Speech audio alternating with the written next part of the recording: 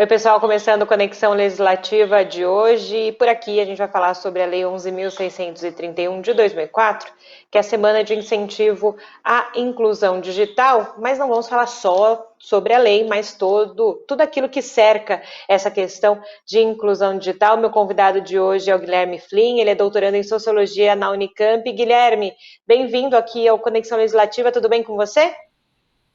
Dentro do possível, né? Nesses tempos, sim. Pois é. Contigo? Dentro do possível. É verdade. Estamos aqui, né, gravando esse programa, conversando remotamente, justamente para manter essa questão do distanciamento social, um momento muito peculiar que a gente vive, mas seguimos aqui dentro do que a gente pode, não é, Guilherme? E eu estava falando justamente do gancho, né, do nosso programa, que é essa lei 11.631, que trata da Semana de Incentivo à Inclusão Digital, e nesses últimos meses, justamente da pandemia, ficou muito em voga, né, sobre essa questão, principalmente para o mundo da educação. Como ser uma educação inclusiva, se há tantas dificuldades ainda no mundo da educação, e principalmente no mundo da tecnologia, né? Primeiro, eu gostaria que você falasse para a gente um pouco dessa análise de questão de inclusão digital. A gente vai conseguir em pouco tempo ou não? Pergunta trivial. Então, dificilmente conseguiremos uma inclusão digital do jeito que eu considero que deveria ser uma inclusão digital dentro da pandemia. Por quê? Porque desde a regulamentação da internet comercial do Brasil até agora, nós não conseguimos uma inclusão digital. E mais que isso, eu acho que nós devemos aproveitar aqui para pensar qual a inclusão digital que nós queremos, né? Então, inclusão digital é só a conexão à internet, a conectividade? Ou ela é mais do que só a conectividade, ter acesso à internet, mas também ter um acesso a um conjunto de ferramentas para se pensar como se portar na internet? E não estou falando só de questões de etiqueta, questões relacionadas à própria privacidade na internet, como funcionam as notícias na internet, como funcionam diálogos na internet, como funcionam as plataformas de redes sociais, como funcionam os governos na internet, como poderiam funcionar os governos na internet. Enfim, eu acho que inclusão digital, se é para incluir de fato, é mais do que dar o acesso. Por exemplo, eu acho que é diferente para um aluno ver uma aula EAD com gráficos, com tabelas, com slides, com imagens complexas, que vai avaliar a imagem, vai ver figuras, de um celular com uma conectividade baixa, com uma tela de pouca qualidade, ou ver de um computador de mesa, né? Então, acho que não é só dar o acesso, eu acho que a gente tem que discutir o que a gente quer com a inclusão digital, o que seria inclusão digital interessante para a gente aqui enquanto Estado, mas mais que isso, enquanto país, enquanto cidadãos. E puxando ainda pelo gancho da lei, até para ficar claro para as pessoas que estão vendo e ouvindo a gente, a lei foi promulgada, foi sancionada lá em 2004, então a gente já tem mais de uma década dessa semana de incentivo à inclusão digital, que fala justamente, o objetivo dessa semana, para quem não sabe e está ouvindo agora, é estimular e ampliar projetos relacionados aí à difusão e popularização justamente desses recursos da questão de informática envolvendo o Estado e a sociedade civil. São aí temos aí mais de 10 anos da lei sancionada. Na sua visão, claro que lá em 2004 era uma questão, né, inclusão digital. Hoje a gente está falando de 2021 e me parece que algumas questões não avançaram. E talvez se mostrem ainda mais difíceis nesse momento. 17 anos atrás, né? 17. Então, 17 anos atrás, a lei é muito interessante, ela é bem simples, né? Quem quiser ler lá, aliás, eu dei aula EAD 7 anos, né, na Universidade Metodista, e eu sempre falava aos alunos, leiam as leis, né, porque elas que regulamentam sua vida, o que o governo pode ou não fazer em relação a você, quais são seus direitos. Recomendo que leia a lei é muito simples, ela fala assim, a última semana de março será dedicada a ações de inclusão, divulgação, fomento, iniciativas de contato com equipamentos de informática, etc. e tal. E eu acho que ela ficou um pouco defasada, né? A gente tinha uma série de programas no começo dos anos 2000, no Brasil afora, governo federal, governo estadual, governo municipal, aqui em São Paulo, de onde eu falo, né? Aqui em São Paulo tinha, inclusive, uma coisa que caiu um pouco em desuso, né? Mas tinha as lan houses, e aqui tinha os públicos com software livre. O governo federal tinha vários progressos de extensão. Em São Paulo, depois de um tempo, o acesso SP. A questão é que a gente não está mais num momento da sociedade que uma semana de inclusão digital seja suficiente. Ela é boa para divulgar os projetos, para fazer esse debate que a gente está fazendo agora, para a gente apontar para o orçamento do ano que vem, para os próximos orçamentos, que projeto seria interessante, que inclusão digital queremos, né?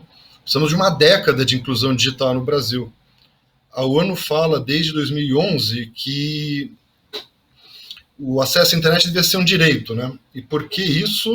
A Constituição brasileira fala no direito à comunicação, porque é um direito que medeia relação com uma série de outros direitos, né? Direito à educação, direito à informação, direito à visão crítica do mundo.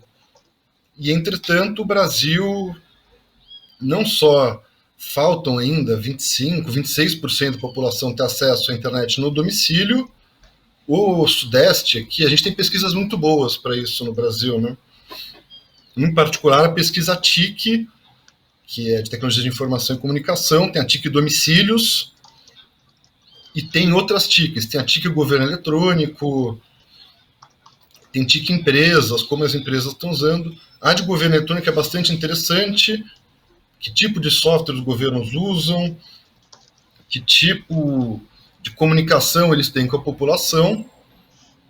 E eu gostaria depois, conforme o papo for, a gente problematizar tudo isso, porque a inclusão digital ela é muito ampla, né? Ela pode ir para vários lugares. Eu acho interessantíssimo ter uma semana, mas a gente precisa começar a pensar numa década, né?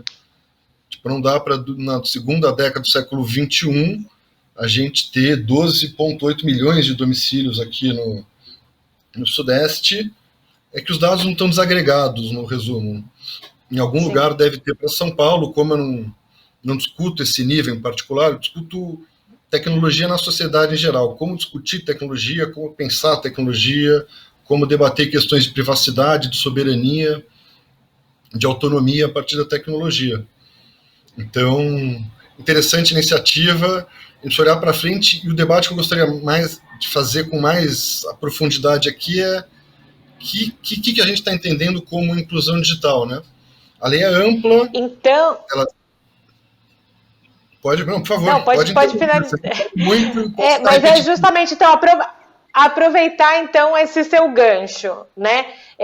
Você deixou claro aí no começo da sua fala, a inclusão digital não é só a questão, vamos popularizar isso, não é só o aluno ou quem precisa ter um computador ou ter a internet para acessar.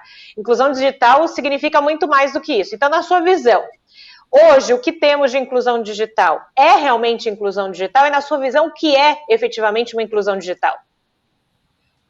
Então, hoje temos acesso.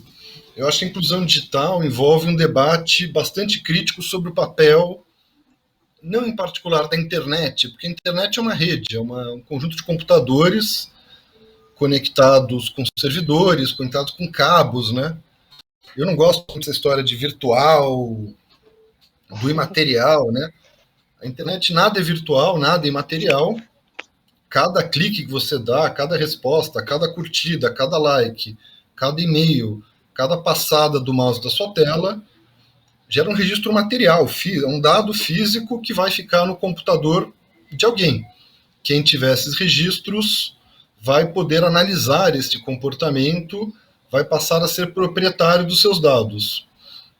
Então, uma inclusão digital, do jeito que eu a considero, ela tinha que levar em conta as questões de autonomia de grupos e coletivos da sociedade civil, soberania da nação, ou seja, a gente não pode fornecer o conjunto dos nossos dados públicos, o conjunto, inclusive, dos nossos dados de universidade para outras nações. Somos nós que temos que ter esse conjunto de dados, e a gente tem empresa para isso, a gente tem, não vou entrar nisso agora, porque eu estou...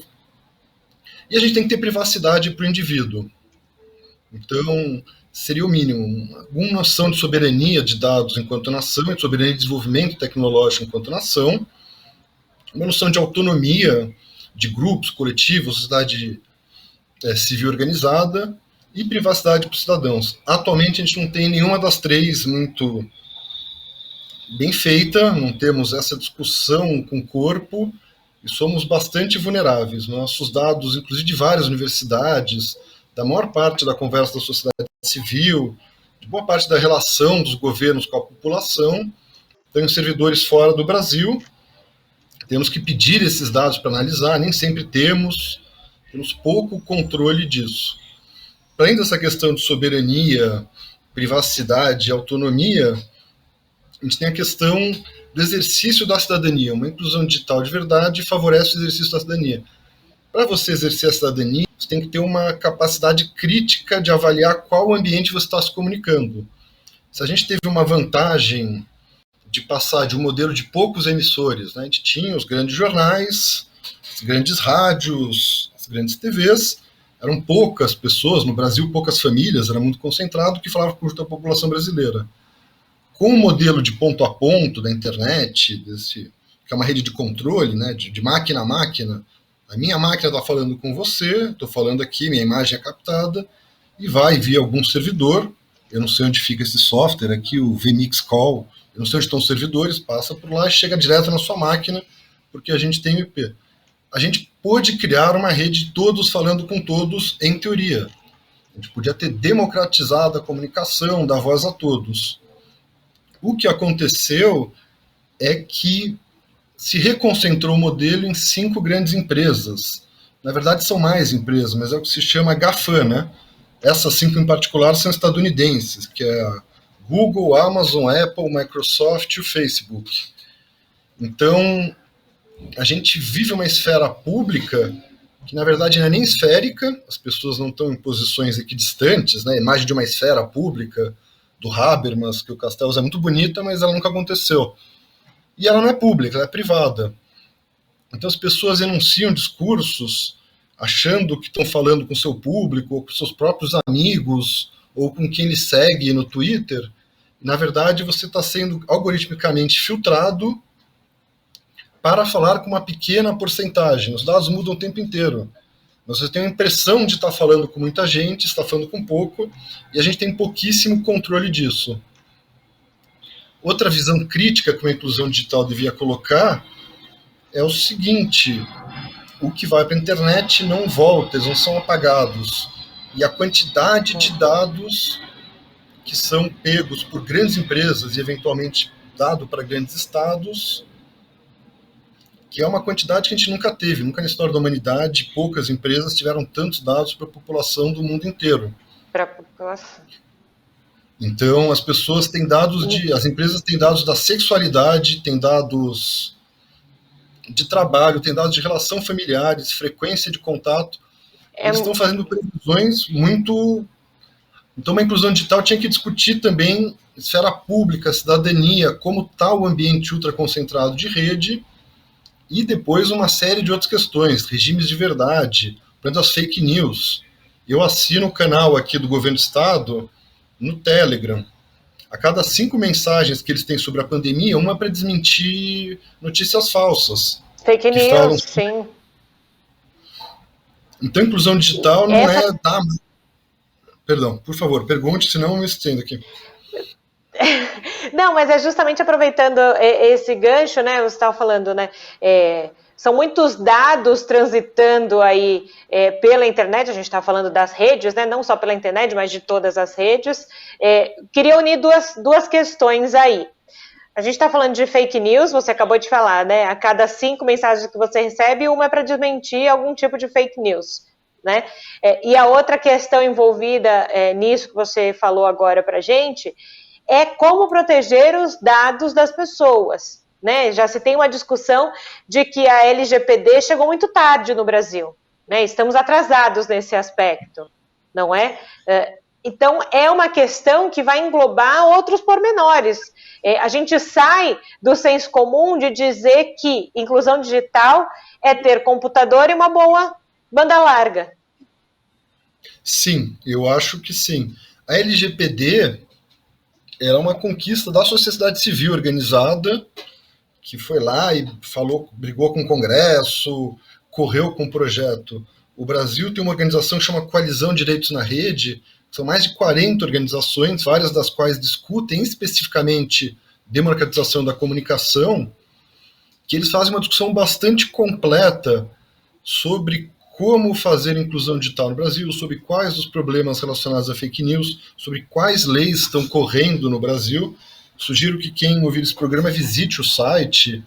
Eles têm canal no Telegram, eles têm um site, Coalizão de Direitos na Rede, eles têm uma página no Facebook.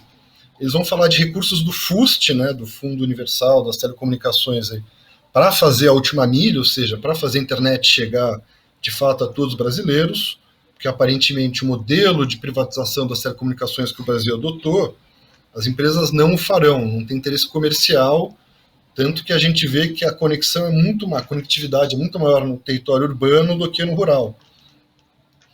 E também ela é muito diferente por classe social no Brasil.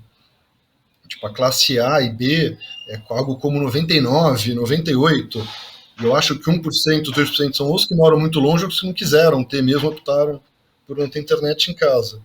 E na classe C, D vai lá para 50, 40, vai lá para baixo. Então, tem um acúmulo histórico no Brasil, tanto nos governos, não necessariamente nesse que está no federal, mas em níveis estaduais, quanto na sociedade civil, de propostas diversas de inclusão digital. O que eu queria chamar a atenção aqui é para esse ponto que você falou. Não é dar um celular e uma conexão de internet.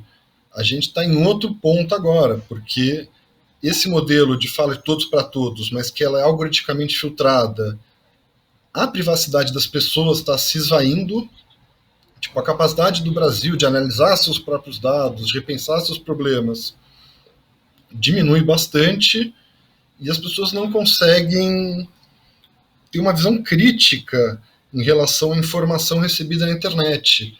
Você criou uma equivalência falsa que nunca é equivalente, porque você tem gente massificando mensagem, gente fazendo microsegmentação de mensagem para atingir públicos específicos, utilizando para isso, inclusive, o WhatsApp, né, que é um aplicativo, lá, um protocolo XMPP bem simples, que roda em cima da internet. Então, a gente tem gente lucrando com isso, tanto economicamente, com fake news, né? Você põe uma notícia muito chamativa, no meio de muito texto, muito link, tudo isso passa a ser ruído, e a coisa que mais se destaca funciona como informação, as pessoas clicam, e daí você vende publicidade para quem clicou, né? A Google, a AdSense remunera os sites por quantidade de acessos, quantas pessoas, quanto tempo ficaram no site, se clicaram nos anúncios ou não. Então você tem uma matéria muito chamativa, mas não verídica, ajuda você a monetizar, mas também tem fake news com um propósito político.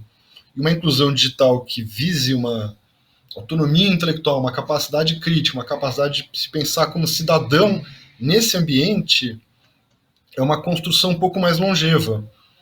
E eu citei aqui, não é que 1 a cada 5 das que eu recebo, sendo que eu acesso o canal do governo de São Paulo no Telegram para falar de pandemia, de Covid. Estava muito preocupado com a vacinação dos meus pais, eles tomaram a segunda dose ontem. Eu queria saber a informação correta, então fui num canal oficial.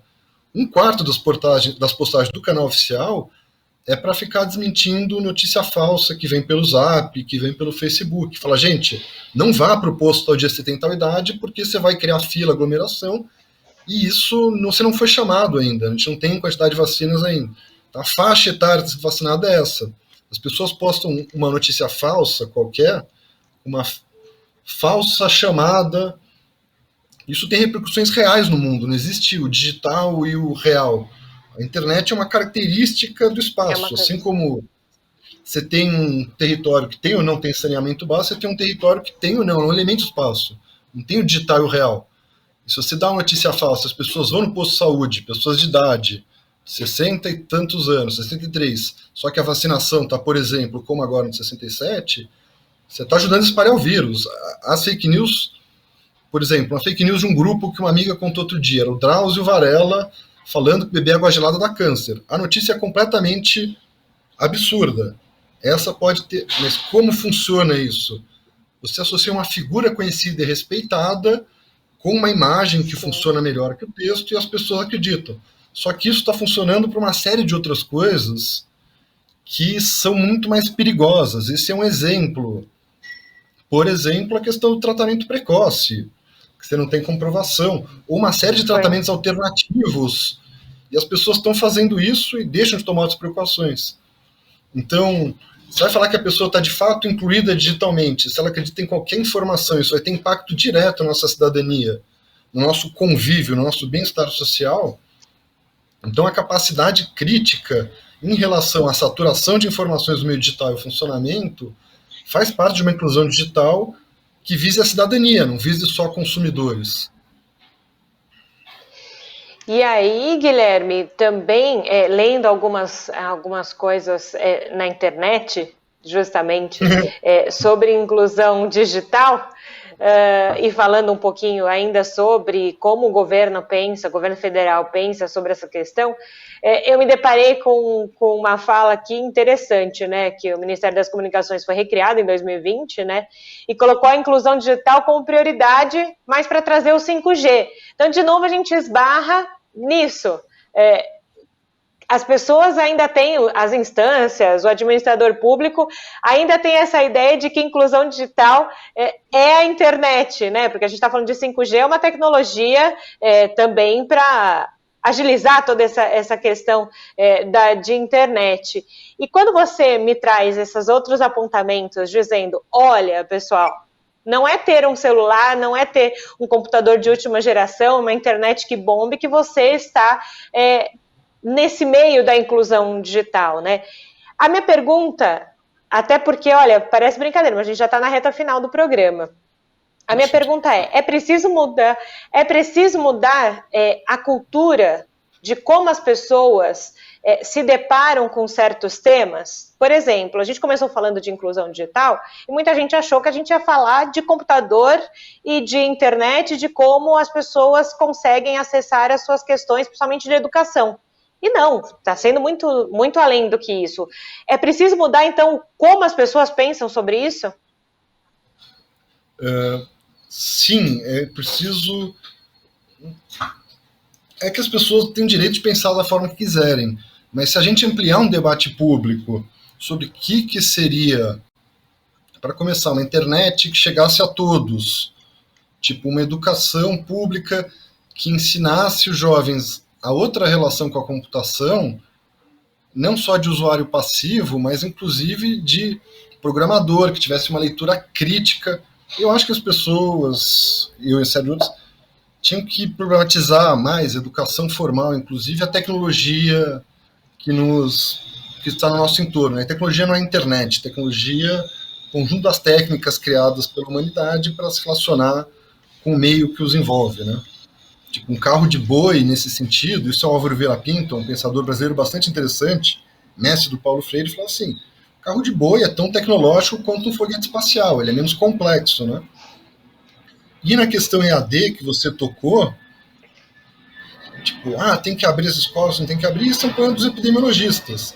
Só eles podem falar sobre isso? Não, os psicólogos podem, os sociólogos, mas eles têm a capacidade de avaliar se abrir escola ou não vai aumentar a transmissão e o número de mortes pela epidemia. O EAD pode ser usado de forma interessante? Pode, Qual que seria um modelo de EAD interessante? A gente tem diversos, a gente pode pegar muitos. Mas a questão do EAD, eu acho assim, um aluno com uma conexão ruim, distante, usando o celular para fazer trabalho escrito, a chance dele de plagiar, de não conseguir, aumenta exponencialmente. Tipo, o debate público sobre que inclusão digital queremos, ele está associado ao debate público sobre que país queremos, quais projetos, que é um debate que é muito importante, que nem sempre é feito, né? Mas qual que é o projeto, afinal de contas? Nós, enquanto nação, nós, enquanto comunidade, onde a gente quer estar em relação ao uso de internet pelo governo daqui a 10 anos? A gente podia ter plataformas em mapas livres, já referenciados, com todos os serviços públicos, inclusive show, o que tiver da cultura, o que tiver de saúde, a gente podia ter um balcão integrado de serviços que não forçasse as pessoas a ir em várias secretarias para resolver diversas questões. Eu trabalhei num projeto desse tipo no Acre, em 2009, né? Chamava Governo Único. A ideia é o seguinte, para o cidadão, ele chega a um balcão só. Não importa se ele quer falar com a Secretaria de Educação Física, com a Secretaria de Esportes, com a Secretaria de Saúde. Onde a gente queria estar como governo? O governo brasileiro, o governo estadual, os governos municipais, eles vão se comunicar com a população exclusivamente através de plataformas de redes sociais, né? Rede social é a tua família, seus amigos. As plataformas digitais de redes sociais são grandes empresas que ganham dinheiro e muito com a nossa atenção, simulando redes sociais, e elas são outra coisa, né? São qualquer coisa além de rede social. A gente não quer ter nossos dados, a gente não quer ter espaço próprio. Onde vão estar os dados dos brasileiros daqui a 10 anos? Como vai estar a questão da privacidade? Você falou que a LGPD veio tarde, ela foi uma conquista da sociedade civil, e ela veio antes, por exemplo, do que nos Estados Unidos, né? Ela seguiu muito o General Data Protection Regulation lá da Europa, o GDPR, e ela é uma boa lei. O Brasil tem legislação interessante em relação à internet. Tanto o modelo do Comitê Gestor de Internet, que é mais que tripartite, né? Governo, sociedade civil e empresas, tem também espaço para academia, e ele também, os registros de nomes de domínio no Brasil financiam esse comitê, a gente tem boas pesquisas sobre a internet, a gente tem o Marco Civil da Internet, que é uma grande conquista também, e a gente tem a Lei Geral de Proteção de Dados. A gente está com um problema agora na Autoridade Nacional de Proteção de Dados. Quem, de fato, vai fiscalizar isso, que está agora uma conformação bem... Não vou entrar muito nisso, porque não é o caso aqui, bastante estranha, tipo, baixa participação da sociedade civil, e uma compreensão que eu acho que ainda é pouco efetiva do que são dados pessoais, embora a lei é bastante interessante, que é dados sensíveis, etc. e tal, como são coletados os dados. Então, uma inclusão digital que eu considere digna é ter o acesso à internet com boa qualidade, educacionalmente, de preferência com o computador, para você poder entrar texto, trabalhar a imagem, tem uma outra relação aí, tipo de escrita, de leitura, de capacidade produtiva mesmo, capacidade crítica de debater o espaço digital, o ambiente criado, esse grande... Eu não gosto de chamar de GAFAM, né? Eu prefiro chamar de os megagigantes digitais, essas pequenas empresas. Então, um conjunto de coisas. É a máquina, a conectividade, a um preço que seja justo. O preço de telecomunicação brasileira é muito grande, né? Ele é muito grande o orçamento de família. E com discussão na escola, no espaço público, com o governo, sobre como funcionam os regimes de troca de ideia de verdade, como funciona a relação com o governo, vai ser mediado por plataformas estrangeiras, a gente não tem que ter relação direta. Então, inclusão digital é um conjunto muito grande de coisas que aponta para algum projeto, né, que a gente está com dificuldade de discutir. E eu acho sensacional de ter esse espaço aqui de debate para começar a discutir. Né? O que é inclusão digital, o que queremos, onde queremos estar daqui a 10 anos no estado de São Paulo em relação a isso. Paulo. E aí, Guilherme, eu vou te falar que a gente está com o nosso tempo praticamente esgotado nesse Conexão Legislativa. Mas o assunto é muito interessante e muito importante para te desmistificar essa ideia, né, do que eu falei desde o início, só do computador e da internet. Então, já te convido para um segundo tempo do Conexão Legislativa para a gente falar muito mais sobre inclusão digital e esses aspectos que você colocou aqui para a gente, tá bom? Aceitadíssimo o convite, até porque... foi muito confuso. Cada um ponto desses dá para ter uma conversa bastante longa. Muito obrigado pelo convite. Mas é isso. Cada ponto a gente vai tentar destrinchar nos próximos programas, tá bom? E você que está em casa já sabe. Para rever nosso programa aqui, o Conexão Legislativa, é só ir lá no nosso canal do YouTube e você encontra tudo por lá. Eu volto aqui em outro momento da Rede Alesp, tá bom? Tchau, tchau.